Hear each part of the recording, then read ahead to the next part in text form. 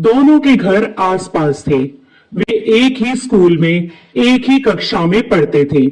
वे साथ साथ स्कूल जाते, साथ साथ अपने घर लौटते थे।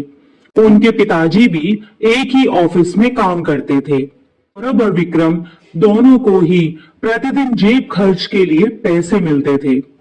विक्रम अपने सारे पैसे स्कूल में ही खर्च कर डालता। कभी चाट खाता तो कभी च्युइंगम।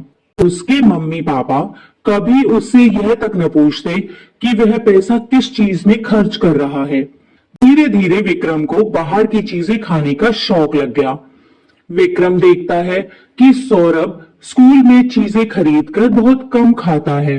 वह अपने घर से ही खाना या नाश्ता लेकर आता था और वही खाता था। विक्रम उससे कहता, अरे चलो भी, हम सभी दोस्त मिलकर चाट खाएंगे। लेकिन सौरभ बड़े आराम से उन्हें मना कर देता। वह बहुत ही कम कभी कभी उनके साथ जाता था। यह देखकर विक्रम को गुस्सा आ जाता था। उसने अपने मित्रों में यह बात फैला दी कि सौरभ तो कंजूस है, एकदम मक्खी चूस। अब तो उठते बैठते सारे दोस्त उसे चिढ़ाया करते, कंजूस, मक्खी चूस। शुरू में तो सौरभ इतने सारे बच्चों के यूं चिढ़ाने से थोड़ा परेशान हो जाता था, लेकिन फिर उसने सोचा, यदि मैं इनके सामने रो गया या चिढ़ने लगा तो ये सब मुझे और चिढ़ाएंगे। जब बच्चे चिढ़ा चिढ़ाकर उसे थक गए और सौरभ पर उसका कोई असर नहीं हुआ तो वे आखिर में ऊब गए और थक गए। एक दिन विनय से नहीं रहा गया और वह पूछ ही बैठा, सौरभ, तुम्हें जेब खर्च के लिए रोज पैसे तो मिलते होंगे ना? हाँ, मिलते तो है, सौरभ ने उत्तर दिया। तो फिर तुम इतने कंजूस क्यों हो? वो पैसे तुम खर्च क्यों नहीं करते? विनय ने पूछा। भाई, तुम मुझे कंजूस तो नहीं, पर हाँ, सोच समझकर खर्च करने वाला जरूर कह सकते हो, सौरभ ने बोला। कंजूस और सोच समझकर खर्च करने वाले में अंतर ही क्या है? विनय ने फिर कहा। भाई, बहुत अंतर है। सौरभ उसे समझाने लगा। सोच समझकर खर्च करने का अर्थ कंजूसी बिल्कुल नहीं है। मितव्ययता तो फिजूल खर्ची और कंजूसी के बीच की वस्तु है।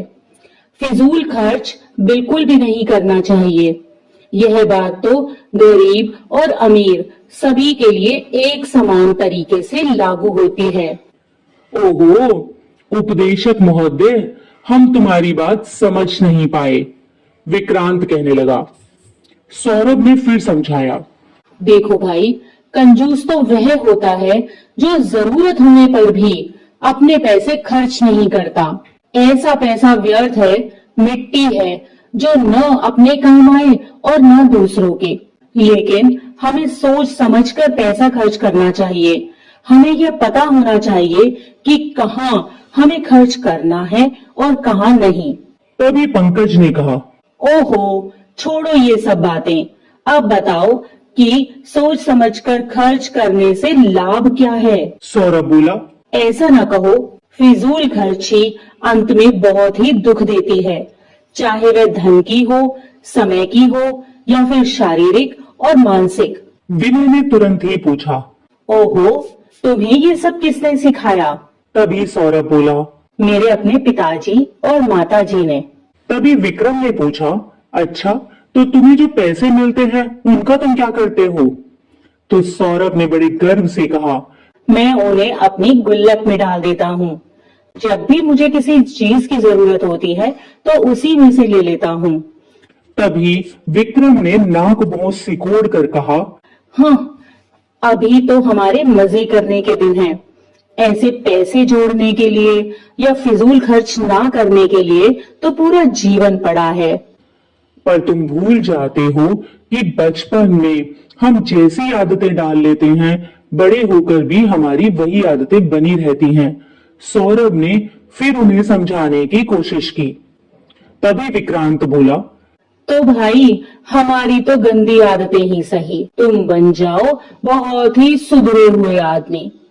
सभी बच्चे सौरभ को उल्हाना देते रहे। यह सौरभ का बच्चा अपने आप को न जाने क्या समझता है, पढ़ने में जरा कुछ होशियार क्या है, कि हम सभी पर उपदेश झाड़ता रहता है।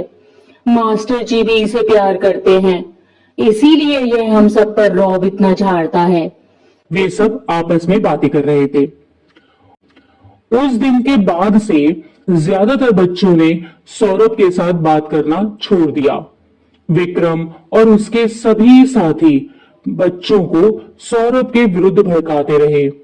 एक दो बच्चे ही ऐसे थे जो कि उनकी बातों में नहीं आए और वे सौरभ के साथ बैठते, उसके साथ खेलते और उसी के साथ ही पढ़ना पसंद करते थे। इसके कुछ ही दिनों के बाद की बात है, अचानक ही हमारे देश का पड़ोसी देश के साथ युद्ध हो गया।